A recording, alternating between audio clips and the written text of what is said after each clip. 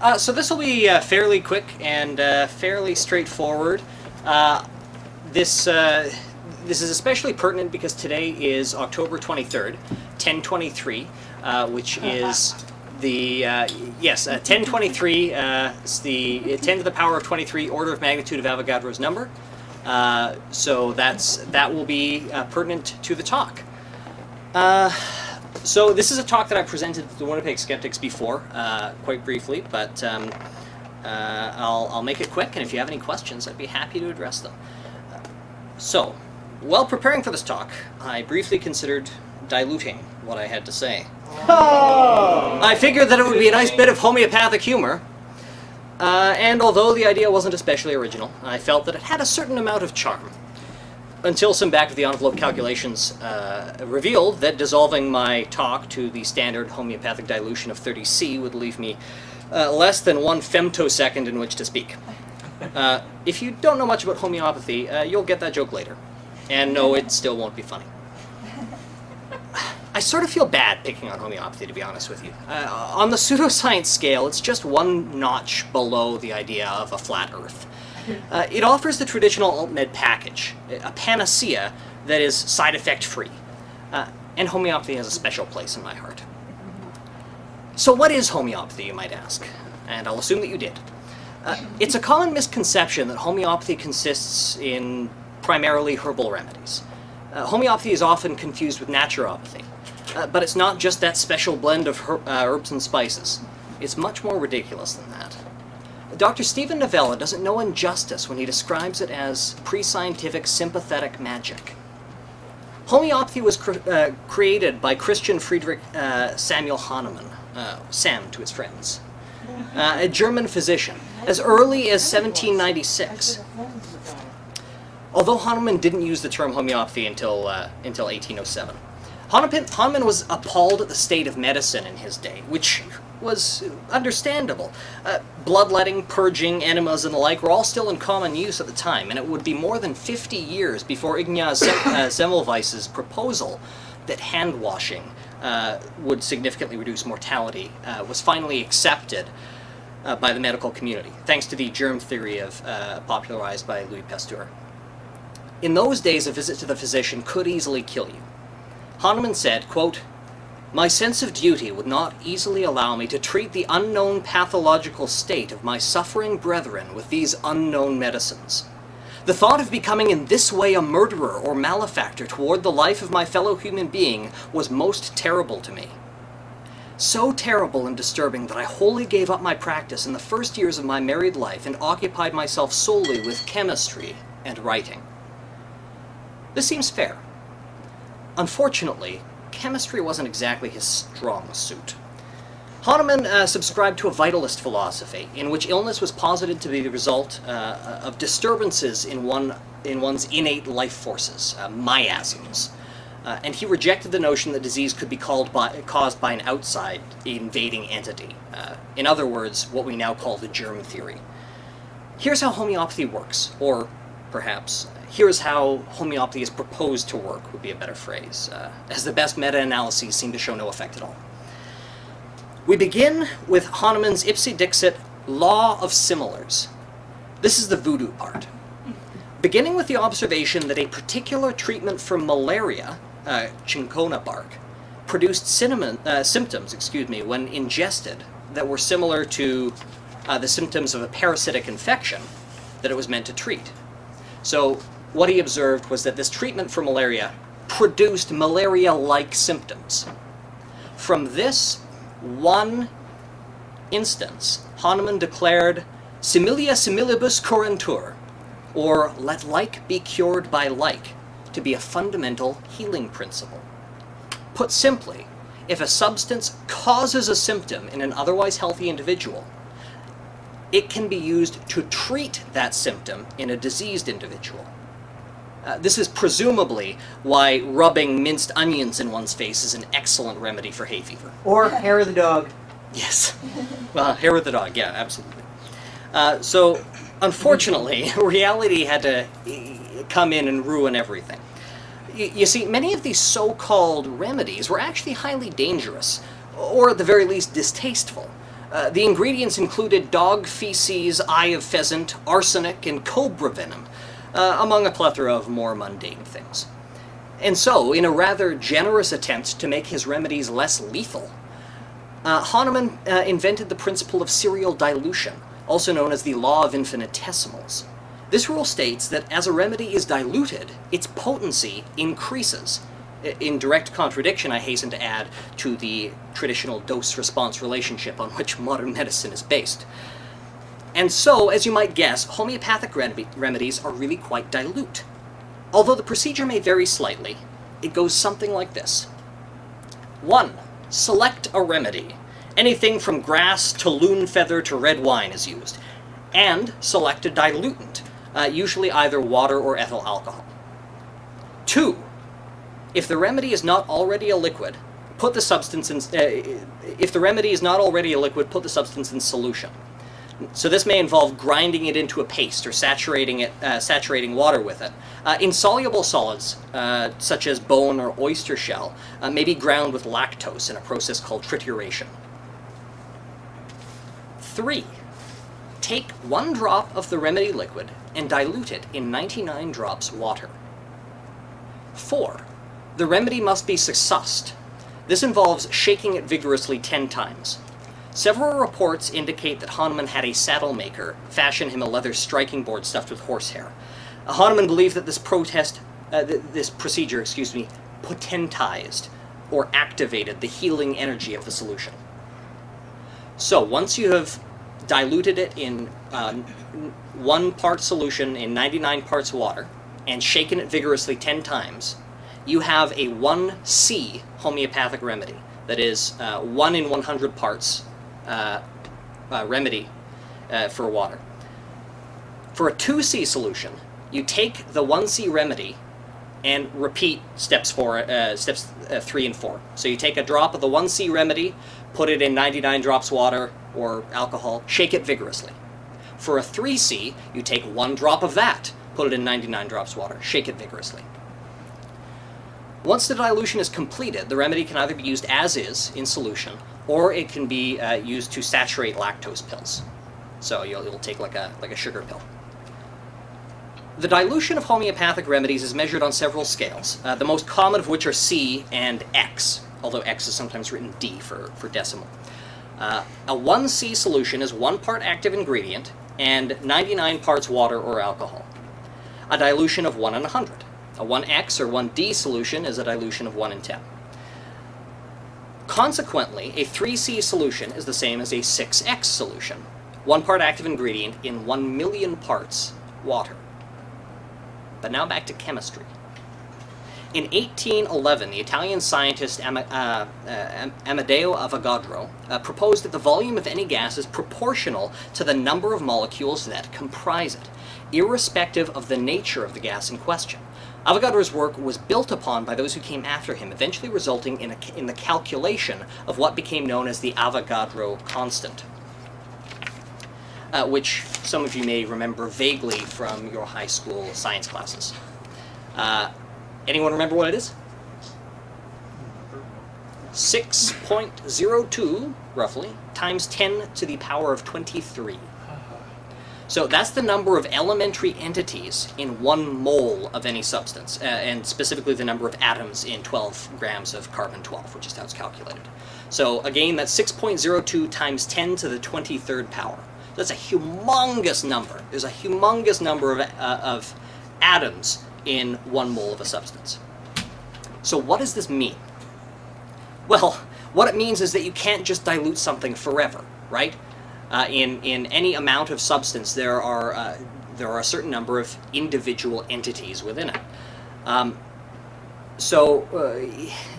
What this means is that if you do just a little bit of math and have knowledge of the molecular mass of a dilutant, which can be gleaned from the nearest periodic table, it is fairly straightforward to calculate exactly how far a person can dilute something before no molecules of the original substance is left. After some simple back-of-the-envelope calculations, it turns out that once a substance has been diluted past 25x, or roughly 13C, the chances of the remedy having a single molecule of the original substance left are less than 50-50. That's one molecule. Once you get past 13C, the chances of it having one molecule of the original substance, less than 50-50. The standard homeopathic dilution recommended by Hahnemann, 30C. And that's still used today. 30C is a whopping 35 orders of magnitude more dilute than you need in order to have only your 50-50 chance of having a single molecule. So there's literally nothing to it. But that's not the only problem with homeopathy. The law of similars itself betrays a very superficial understanding of medicine. So-called allopathic medicine, the alt-med practitioner's pejorative term for scientific medicine, is frequently accused of being concerned with only the symptoms and not the underlying condition. I'm sure we've all heard that before, right? This is patently absurd when one considers homeopathy's purported method of action, which involves the assumption that there is some fundamental connection between a disease and a substance that happens to produce similar symptoms. In fact, the idea of like cures like predates Hahnemann by quite a bit, with the German-Swiss physician Paracelsus quoted as saying, "What makes a man ill also cures him," in the 16th century. That fallacious argument from antiquity notwithstanding, I've heard many homeopathic practitioners argue that the law of similars shows that homeopathic solutions function in a method very similar to vaccines, right? Seems to make sense. A vaccine introduces an incapacitated pathogen to the body's immune system, in a very real way teaching the immune system how to deal with that particular virus. A homeopathic remedy? Well, doesn't do much of anything. To get around this little inconvenient bit of math, homeopath Jacques Benveniste proposed in 1988 that water has memory, and presumably alcohol does too, and was capable of remembering substances with which it had come into contact.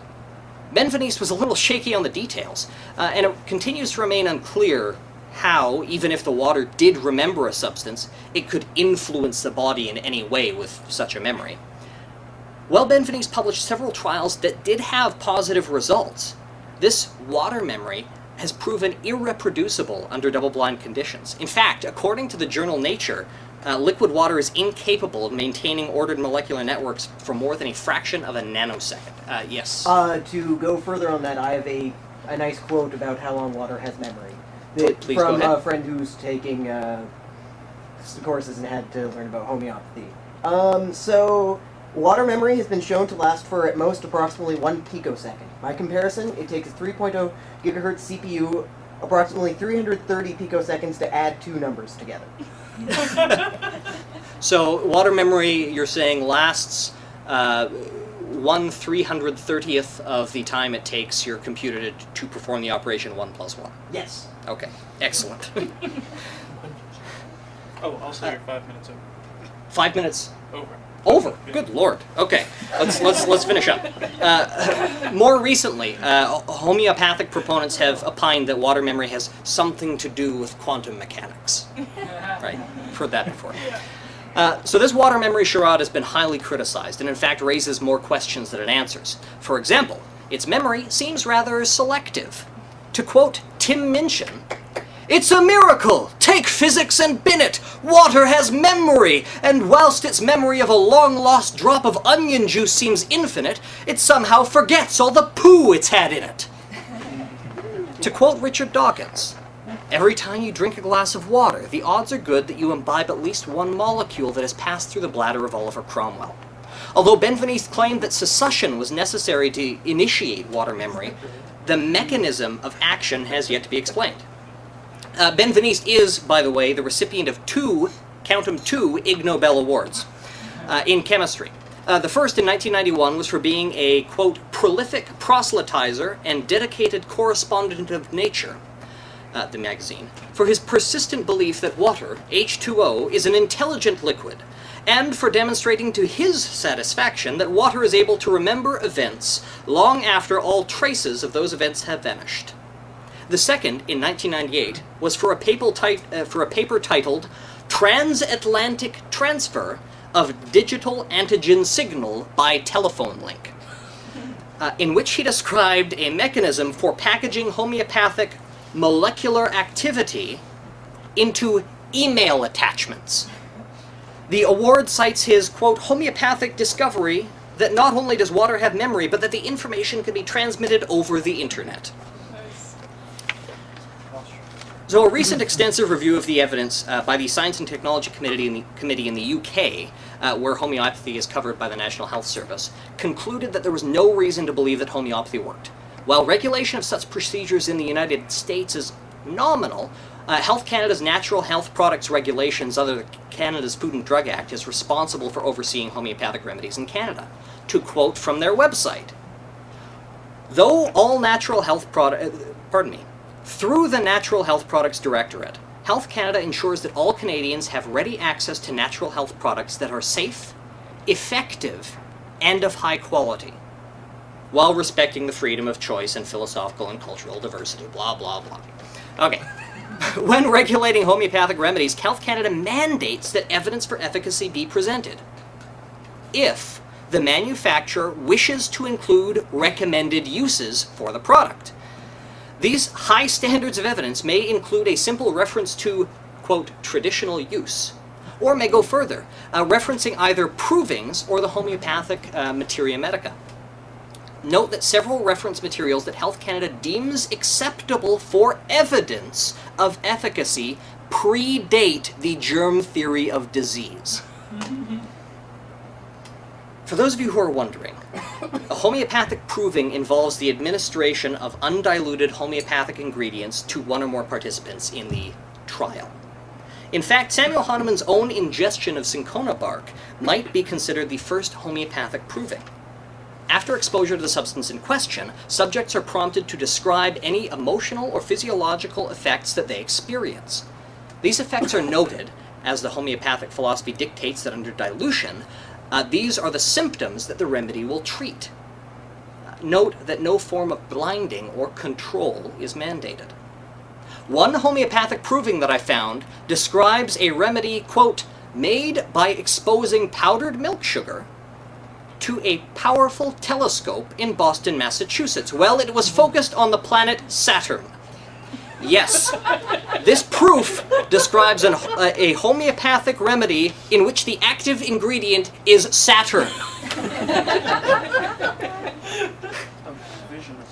Yes, yes. Actually, Saturn. Yeah, the homeopathic ingredient is the picture of Saturn.